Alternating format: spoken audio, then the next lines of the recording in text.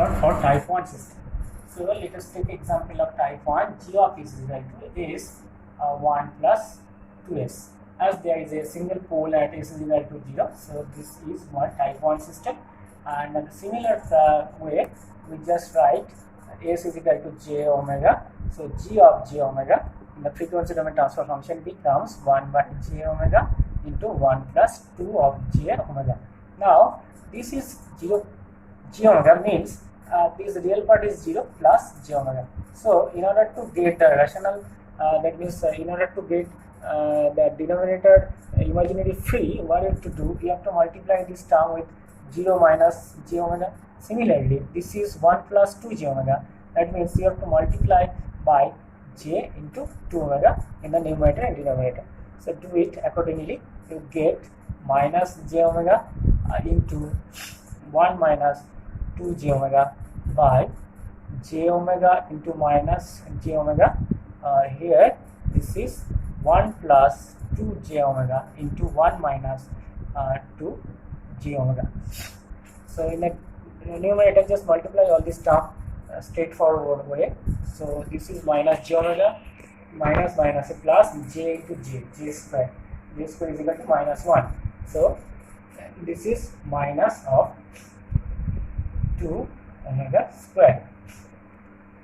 Next, this is minus 1, j square minus 1 into minus, that means plus omega square, and this is a plus jb into a minus jb, that means a square plus b square. So this will be 1 plus b is 2 omega, so 2 omega square means 4 omega square. Now the terms becomes, you can write it in a real and imaginary. So real part is minus 2 omega square minus j omega by omega square into 1 plus 4 omega square. Similar way, in the numerator, this is your real part and this is your imaginary part. So separate out the real and imaginary part, like what you will get, minus 2 of omega square by omega square into 1 plus 4 omega square, and this is minus j. You write like this, minus j, and this is omega numerator and omega square 1 plus 4 omega square.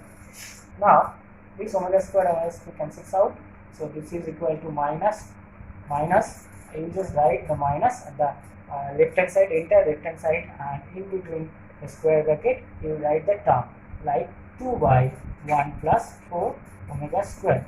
This minus sign or plus sign actually signifies a very major role.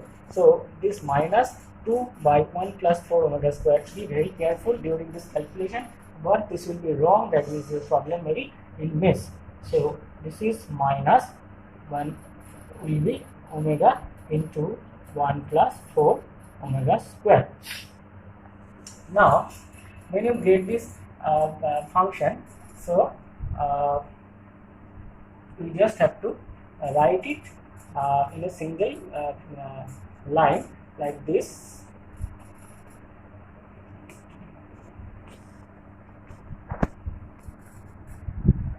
Transfer function you get. Now in this case we will not consider the in between frequency, we will have only two values, that means at omega is equal to 0 and second at omega is equal to infinity. Now at omega is equal to 0, g of j0. G of j0 means we just put the value of omega. This is minus 2 by 1 plus 4 into 0 minus j 1 by 0 into 1 plus 4 into 0. I repeat, never skip the step. This is very simple step, but never try to skip any step. 2 by 1 plus 0 minus j into 1 by 0 into 1 plus 0. So this is equal to minus 2 by 1 minus j 1 by 0 into 1. That means minus 2 by 1 minus j 1 by 0. That is equal to minus 2 minus j infinity. So this is your j0. So what we get at omega is equal to 0, we get g0 is equal to minus 2 minus j infinity. Now see, this is your real part and this is your imaginary point. So how to just plot that or just point out that points -2 and infinity. Say for example, if if you consider this axis is like this, just this is real axis, this is imaginary axis. Now if the value of g0 equal to say -2 minus j4, so where the point was located, that means you have to go -1 -2 along the real axis, then you have to move to the imaginary axis by amount of 4, right? -1 -2 -3 -4. So this is the point. This point is -2 minus j4, right? That means there is a finite position in the you see in the S plane. Now in case of the function is like -2 minus j infinity. That means what? That means there is the real part. That means in the real axis you have to move by an amount of -2. Then you have to move to the negative imaginary axis by an amount of infinity. That means if you just try to point out this point, that means -2 minus j infinity. So -2 in this position, and you are going to the infinity positions. That means infinity means at the end of this position, wherever you can get. So say for example, this position is taken as minus infinity. That means this is your -2 minus j of infinity. So my aim is to get understanding about the real position. That means here is your real axis values, and corresponding to that you go downward to get this minus j infinity. So this position along this may be, or you can write it as this is infinity. So infinity may be anywhere in this S plane. It may be there, this may be there, this may be there, this may be there, wherever you can consider. But that will not be the actual fact, because the function is having the real part -2. That means you have to be in line with this. You may be having this value there also. You may be value there. Infinity can be considered anywhere, no problem. But this must be in this line also, because the real part of it is -2. That is the significance of this, and g0 is equal to -2 minus j infinity. Now g0 is equal to -2 minus j infinity. That means magnitude of it equal to root over -2 squared plus infinity squared. That means infinity. So magnitude of it is equal to infinity, and angle of g0 equal to minus tan inverse of infinity by 2. That is tan inverse infinity. So tan inverse infinity means 90 degree.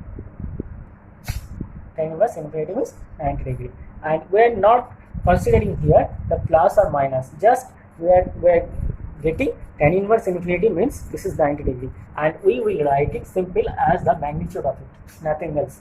Now this, when you see the angle is 90 degree, automatically the concept or the question comes to your mind that this is also 90 degree axis, this is also 90 degree axis, because once you write this as mod of this, definitely this minus 90 degree will be same as the plus 90 degree, as this is modulus, and this line is also 90 degree. So which line?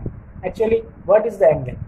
So that is why we have considered in this analysis the method known as quadrant analysis.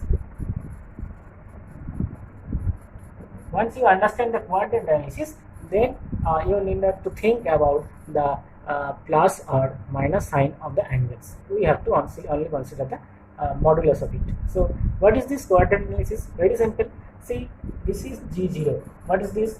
-2 minus j infinity, and this is your real axis, and this is your imaginary axis. So what is this? Minus means the real axis value is minus and imaginary value is minus. That means g0 falls in the, this is your first quadrant, this is your second quadrant, this is your third quadrant, and this is your fourth quadrant. So g0 falls in the third quadrant. So we may write it at the third quadrant. So at omega is equal to 0, g0 falls in the third quadrant, and you see 90 degree line, modulus of 90 degree line or 90 degree line in the third quadrant is nothing but this line, nothing but this line. So the concept of plus minus 90 degree is no longer required. You have to only write the quadrant corresponding to this. This is minus to minus j infinity, that means real part is negative, imaginary part is negative, that is third quadrant. If the g0 is like, for example, minus to plus j infinity, that means this is minus and this is plus, so this falls in the category of second quadrant. If this is 2 minus j infinity, that means real part is positive and imaginary is negative, that means the fourth quadrant, and so on. So the first quadrant, second quadrant, third quadrant, fourth quadrant, the concept of quadrant is clear now.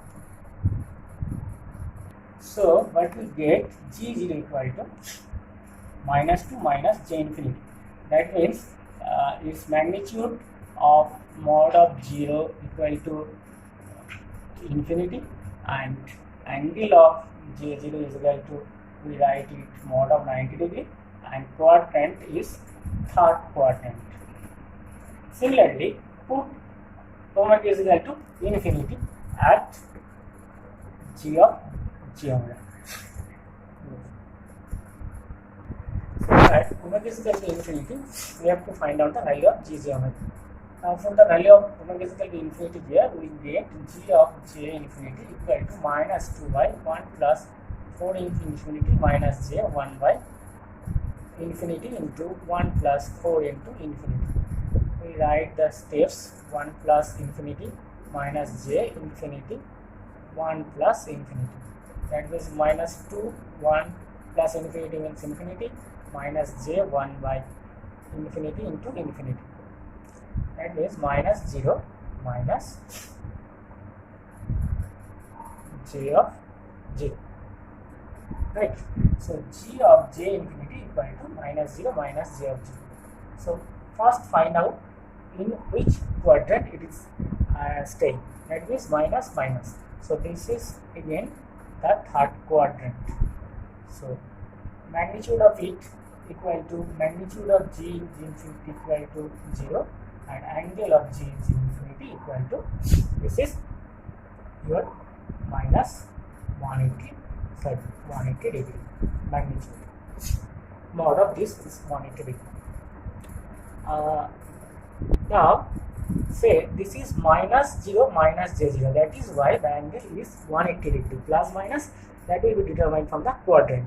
Now you have to just remember this some few difficulty points, that means if the situation is like this, minus 0 minus j0, so the angle is 180 degree, nothing else you have to remember. This is third quadrant. So but you obtained g of j0 is equal to your minus 2 minus j infinity, that was the term, that means having a magnitude equal to magnitude infinity, and angle was 90 degree mod, and that was the third quadrant operation.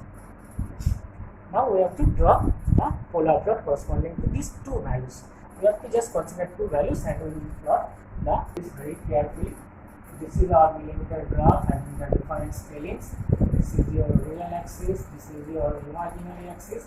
Now this at omega is equal to 0, this is infinity, 90 degree and third quadrant. First of all, we will consider the third quadrant, first, second and third. This is the third quadrant. Third quadrant, this magnitude is infinity, means anywhere in this position, and that will be taken as our initial value, and the angle is 90 degree. So third quadrant 90 degree axis, 90 degree angle in the third quadrant means this line. And see, one thing is that in case of phasor, what happens, first of all I would like to say this 90 degree angle, say this line is also having 90 degree angle, this line is also having 90 degree angle, this line is also having 90 degree angle, because all these lines are parallel.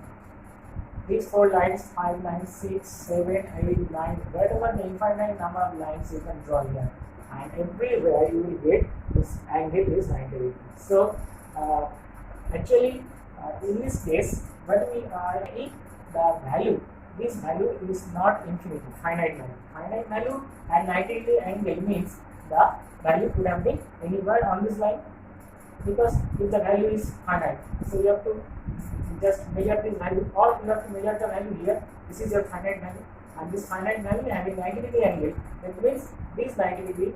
If this is the 90° angle, so parallel to this, any line we consider having the angle of plus 90°.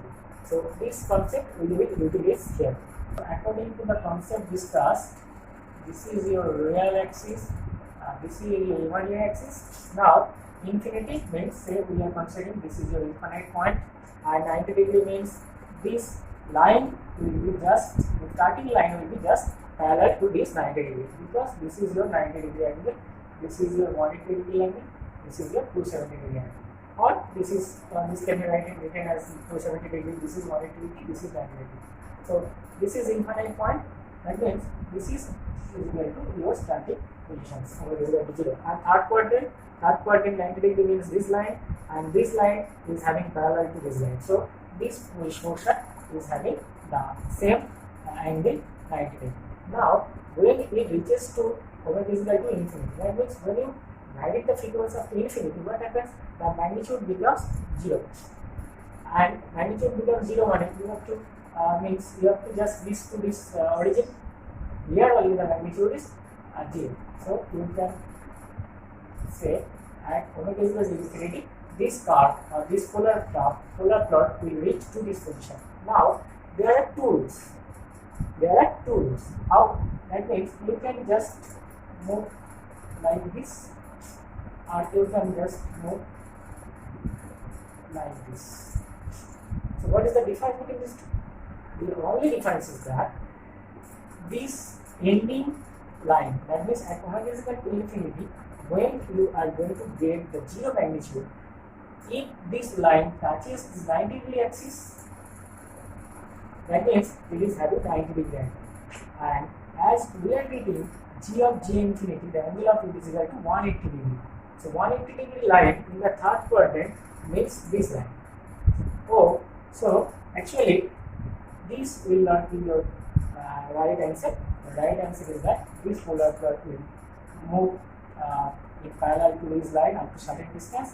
Then this will just try to bend, and this will touch this 180° line in the third quadrant. Means third quadrant means this will not cross this imaginary real axis. So this third quadrant 180° line, this will touch, and finally this will reach and this will to infinity.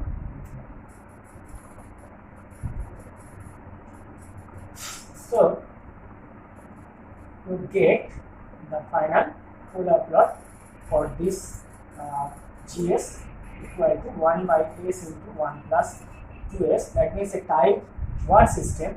You get the polar plot like this. This value is equal to omega is equal to 0 starting, and this is your omega is equal to infinity. That is the ending point. See, what is the difference you get from the two analysis?